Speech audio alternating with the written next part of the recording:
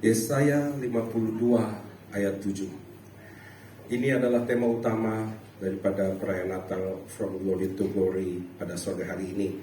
Di situ dikatakan bahwa betapa indahnya kelihatan dari puncak bukit-bukit kedatangan pembawa berita yang mengabarkan berita damai, katakan berita damai, dan memberitakan kabar baik, yang mengabarkan berita selamat dan berkata kepada Sion, Allahmu itu Raja.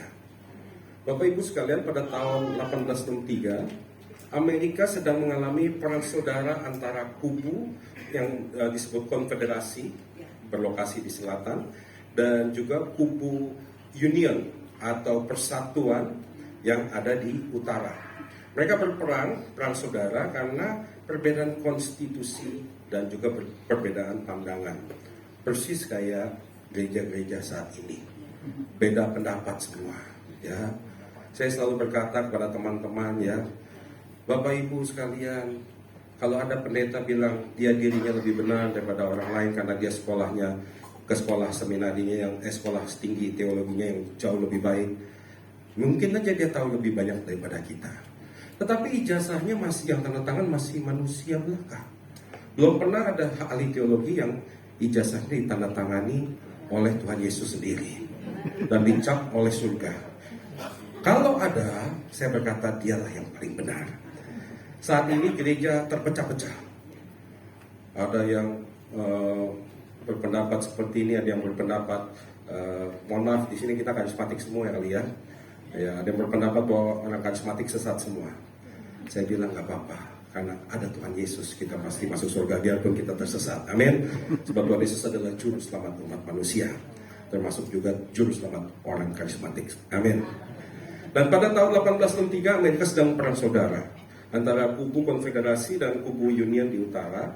Dan Presiden Abraham Lincoln yang waktu itu memimpin kubu Union mengeluarkan suatu proklamasi yang disebut Emancipation Proclamation, yang artinya yang menyatakan bahwa seluruh budak kulit hitam dinyatakan merdeka, termasuk budak kulit hitam yang ada di wilayah konfederasi. Jadi waktu itu mereka perang karena perbedaan ini.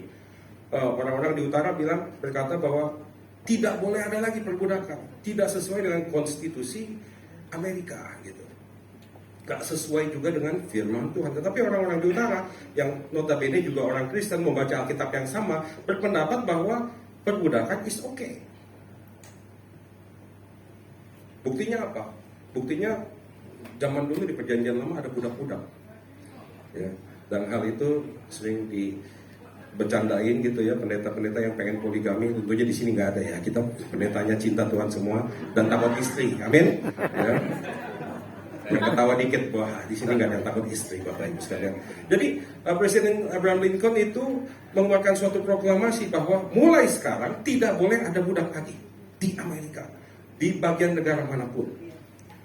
Tentunya ini kabar baik buat orang yang diperbudak. Akan tetapi karena Amerika itu besar sekali, dari ujung timur sampai ujung barat itu besar dan panjang. Jalannya belum ada jalan tol seperti sekarang, mobil belum ada, semua naik kereta kuda. Bahkan beberapa orang harus berjalan. Jadi berita kabar baik itu, kabar yang membawa sukacita itu, baru sampai ke negara bagian Texas yang dekat Meksiko 2 tahun kemudian. Karena jarak yang begitu jauh hanya bisa ditempuh oleh kuda, dan kita harus ingat ini zaman dulu nggak ada infrastruktur. Jadi petugas yang ditugaskan untuk membawa kabar baik itu baru sampai di Texas tanggal 19 Juni 1865. Jadi budak-budak itu selama 2 tahun sebelum mereka mendengarkan kabar baik, mereka terus terperangkap di dalam derita perbudakan yang begitu membebani hidup mereka. Baru ketika kabar baik itu sampai ke mereka, jadi tentara yang ditugaskan oleh Abraham Lincoln sampai ke Texas dan memproklamasikan bahwa mulai hari ini Presiden Abraham Lincoln memutuskan bahwa tidak boleh ada lagi perbudakan di Amerika, dan mereka yang budak-budak itu yang mendengar bahwa mereka tidak perlu lagi diperbudak oleh orang-orang kulit putih. Mereka begitu bersuka cita dan mulai merayakan kebebasan yang telah mereka impi-impikan, yang telah mereka doakan selama bertahun-tahun. Ya, suatu kebebasan yang telah mereka tunggu, mereka rindukan selama bahkan berpuluh tahun. Mereka merayakan dengan doa bersama. Mereka merayakan dengan makan-makan, potong babi, masak saksan. Ya, kalau ada orang Manado mungkin ada, mohon maaf, ada potong anjing juga. Nyanyian, tarian yang tiada berhenti. Tentara yang membawa kabar baik itu juga disambut dengan luar biasa. Dan sampai hari ini, orang-orang Amerika terus merayakan peristiwa itu yang dikenal dengan nama June 19. Tadi dikatakan di Yesaya 52 ayat 7 bahwa betapa indahnya kelihatan dari puncak bukit-bukit kedatangan pembawa berita yang mengabarkan berita damai dan memberitakan kabar baik, yang mengabarkan berita selamat. Pada hari ini Bapak Ibu, kita merayakan Natal, suatu hari di mana kita merayakan kelahiran Tuhan dan juru selamat umat manusia. Namanya Tuhan Yesus Kristus. Hari Natal merupakan suatu peristiwa yang indah dan luar biasa. Suatu peristiwa di mana Allah pencipta, pemilik, dan penguasa semesta alam mau turun ke dunia untuk bersama dengan ciptaannya demi menggenapkan janji yang diucapkan kepada umatnya. Dia menjadi Allah Immanuel, Allah yang beserta dengan kita. Dan saking bersukacitanya, seluruh dunia memperingatinya. Kenapa saya katakan seluruh dunia memperingatinya? Karena orang-orang yang tidak percaya kepada Tuhan Yesus Kristus pun mulai menggantung ornamen Natal. Di Arab, bahkan kita ada di Indonesia Bapak Ibu, negara muslim terbesar di dunia. Tetapi pemerintah kita memberikan hari libur untuk hari kelahiran Tuhan Yesus. Oleh karena itu, sesuai dengan pesan Tuhan, mari kita terus sebagai hamba-hamba Tuhan terus doakan pemerintahan yang telah Tuhan tetapkan, agar mereka diberi takut akan Tuhan, dan mereka memerintah dengan jujur, mereka memerintah dengan adil, dan mereka memerintah dengan satu tujuan, agar Indonesia menjadi negara yang makmur, negara yang diberkati oleh Tuhan Yesus Kristus. Akan tetapi sayangnya, karena banyak orang merayakan Natal tanpa mengerti sungguh-sungguh apa arti daripada Natal sendiri. Natal identik dengan pohon terang. Natal identik dengan Santa Claus, pakai topi warna merah putih. Saya yakin Santa Claus itu sebenarnya orang Indonesia. Ya, mungkin lahir di Manado sana, karena putih ya. Natal identik dengan shopping, hadiah-hadiah. Natal identik dengan makan terutama daging-daging yang haram. Kesian babi-babi di setiap Natal ini. Natal identik dengan drama Natal. Dan itu semuanya baik Bapak Ibu. Karena kita punya alasan untuk bersukacita. Tetapi kalau kita renungkan kembali, hari kelahiran Yesus Kristus sesungguhnya merupakan suatu bagian yang tidak terpisahkan dari kabar baik. Kabar yang membawa damai, kabar yang membawa sukacita bagi seluruh umat manusia, dan kabar yang merupakan kekuatan Allah yang akan menyelamatkan setiap orang yang percaya. Minggu-minggu ini ketika kita merayakan Natal di gereja masing-masing, marilah kita fokuskan perayaan Natal untuk kemuliaan Dia. Hanya Dialah yang layak menerima segala kemuliaan, segala hormat, segala pujian. Dalam khotbah yang kita sampaikan nanti di acara perayaan Natal di gereja ini, kita merayakan Natal tanggal 18. Puji Tuhan, setiap Natal biasanya kalau kebaktian paling 100, 120, 150, kalau Natal jadi 400 Bapak Ibu. Saya kadang bingung itu jemaat dari mana. Rupanya malaikat di surga ikut turun merayakan Natal bersama kita, supaya mereka bisa makan. Mungkin kalau di surga makan yang mana terus, bosan juga mereka. Mari kita ceritakan apa yang menjadi tema utama dari perayaan Natal, yaitu suatu fakta bahwa Yesus Kristus datang ke dunia untuk bersama umatnya, dan meskipun dia telah kembali ke surga, dia telah mengutus, telah memberikan Roh Kudusnya untuk menyertai kita, dan suatu saat nanti dia akan kembali menjemput kita. Dan mari kita beritakan itu. Jangan kita beritakan Santa Claus-nya. Jangan kita beritakan, apalagi ini pengalaman di gereja saya, bukan di gereja lain ya. Setiap kali Natal, biasanya malah jadi selisih paham. Padahal seharusnya kita menjadi pembawa damai. Amin. Sebab anak-anak Allah akan disebut pembawa damai. Kita harus memberitakan bahwa Allah semesta alam adalah Allah yang tidak pernah ingkar janji. Allah yang baik, Allah yang bukan manusia yang bisa mengecewakan. Dan bahwa apapun yang Allah katakan pasti Allah genapi. Amin. Jadi kita harus ingat bahwa kita semua para hamba Tuhan yang hadir pada sore hari ini, kita tidak dipanggil hanya untuk menggembalakan atau mengajar apa yang telah kita terima dari Tuhan Yesus Kristus. Memang itu semua baik. Akan tetapi Tuhan sendiri yang telah memulai dari pekerjaan yang baik di dalam diri kita, dan Tuhan sendiri yang telah mengerjakan di dalam diri kita kemauan maupun pekerjaan menurut kerelaannya. Kita semua dipanggil untuk memberitakan kabar baik, kabar yang membawa damai sejahtera kepada seluruh umat manusia. Kita perlu beritakan tentang apa yang Yesus lakukan bagi seluruh umat manusia. Biarlah Dia melalui anugerahnya di dalam Kristus Yesus mengubahkan kita semua menjadi ciptaan yang baru. Agar kita tidak beraib, tidak bernoda, dan menjadi anak-anak Allah yang hidup dengan tidak bercelah. Marilah kita menjadikan pekabaran Injil sebagai bagian terutama dari pelayanan kita, bukan secondary thing. Ada banyak orang-orang yang tersesat di dunia ini menanti-nantikan suatu kelegaan, suatu relief dari penderitaan serta ikatan perbudakan dosa di dalam hidup mereka. Mereka butuh mendengar apa yang kita bawakan. Mereka butuh pelayanan kita semua para hamba-hamba Tuhan. Bapak Ibu, kita perlu berani untuk pergi keluar sana dan menceritakan apa yang telah Tuhan perbuat bagi umatnya. Seringkali kita melupakan kenyataan bahwa Tuhan Yesus sendiri, sekali lagi saya katakan, sering kita melupakan kenyataan bahwa Tuhan Yesus sendiri memerintahkan kita to go, untuk pergi, bahkan pergi ke seluruh penjuru dunia dan memberitakan Injil kepada segala makhluk, kata firman Tuhan. Kita sering terlalu fokus kepada penggembalaan, fokus kepada program-program gereja, dan itu semua baik.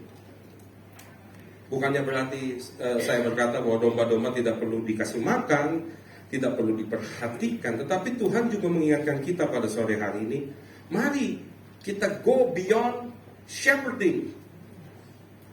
Waktu Tuhan Yesus lahir ke dunia, malaikat muncul pertama kali ke gembala domba. Dan gembala domba berkata satu sama lain, ayo kita lihat, apa sih yang malaikat ngomongin ini? Dan waktu mereka melihat Yesus, mereka bersuka cita. Dan mereka bernyanyi memuji Tuhan. Dan mereka menceritakannya kepada siapapun yang mereka temui.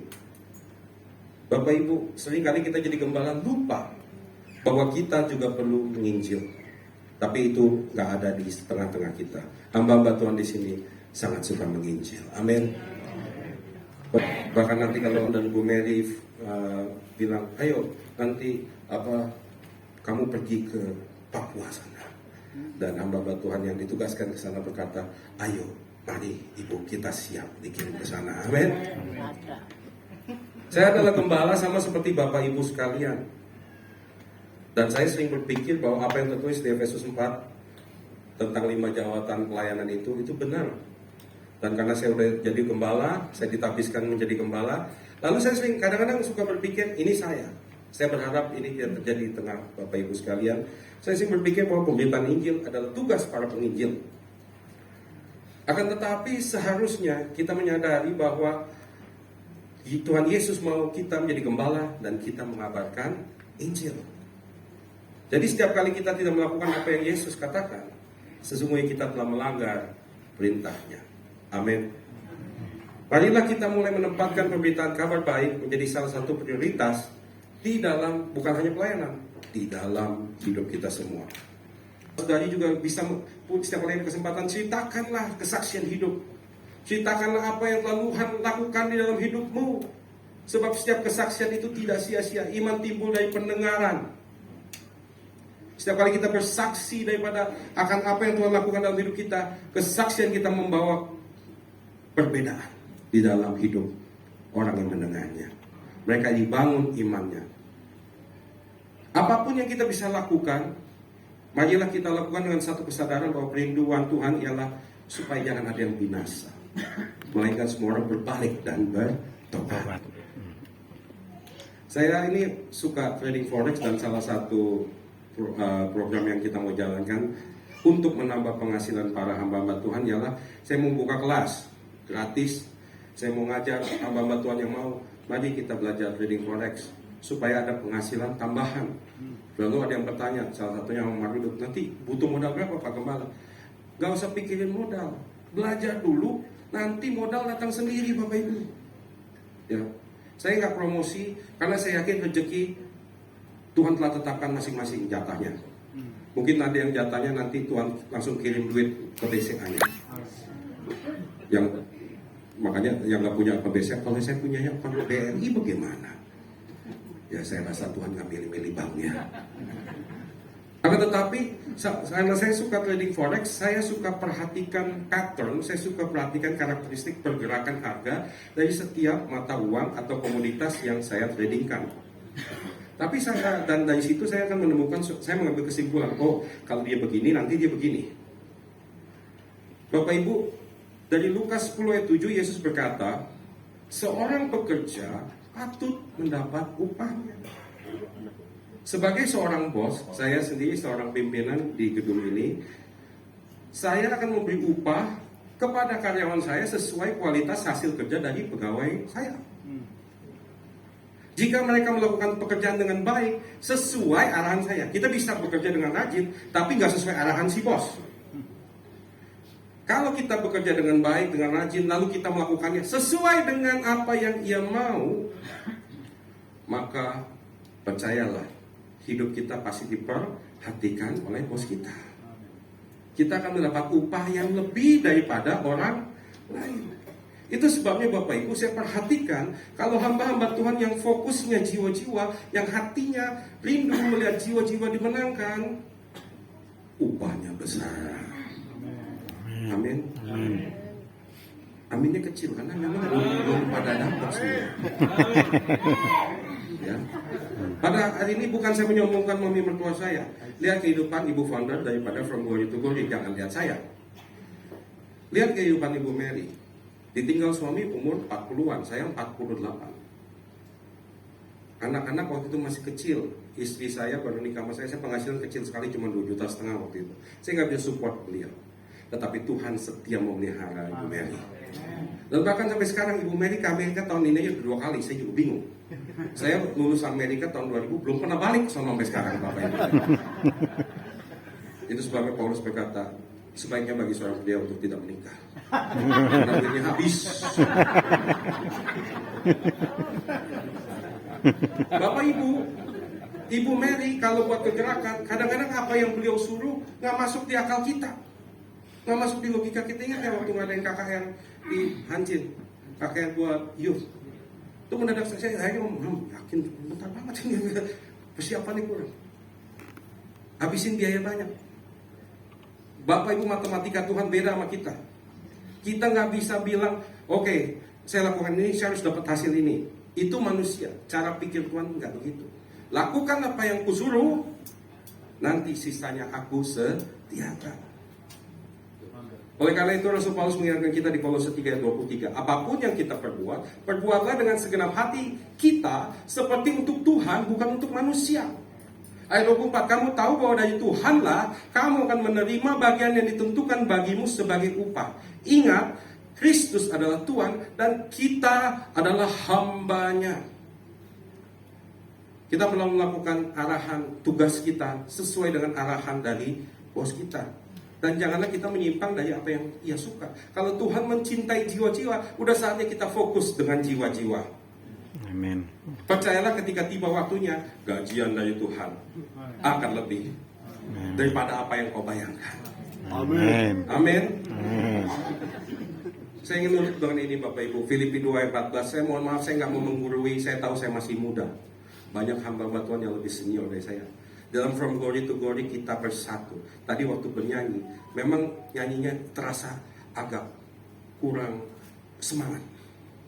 Tetapi ketahuilah, tua atau 3 orang berkumpul, di situ Tuhan hadir. Apalagi 200 hamba Tuhan berkumpul. Amin. Lawatan Tuhan terjadi. Amin. Filipi 2 ayat 14 berkata, lakukanlah segala sesuatu dengan tidak bersungut-sungut dan berbantah-bantahan. Mari hamba-hamba Tuhan yang bergabung dalam From Glory to Glory, kita saling membahu-membahu untuk menuntaskan amanat agung Tuhan. Saling belajar. Saya juga belajar dari hamba-hamba Tuhan di sini. Dan hamba-hamba Tuhan di sini seharusnya juga saling mengajar. Serta aktif mendukung kegerakan From Glory to Glory dengan tidak bersungut-sungut dan berbantah-bantahan. Mari kita sehati. Mohon maaf, memang GBI salah satu slogannya sehati gitu ya. Saya agak promosi sedikit gitu ya. Tetapi memang kita hamba Tuhan harus bersatu. Kita harus melewati perbedaan dogma, perbedaan doktrin, dan kita fokusnya kepada satu hal yang Tuhan suka, memenangkan jiwa-jiwa. Save the lost at any cost. Dan ingatlah, di mana ada kesatuan, kerukunan, dan kasih mesra, disitulah Tuhan akan mencurahkan berkat-berkat dengan melimpah. Amin. Terima kasih Tuhan, kami telah menyelesaikan firman, selesai mendengarkan firman-Mu. Biarlah firman-Mu yang telah kami dengar dapat bertumbuh, berakar kuat, dan menghasilkan buahnya dalam kehidupan kami semua.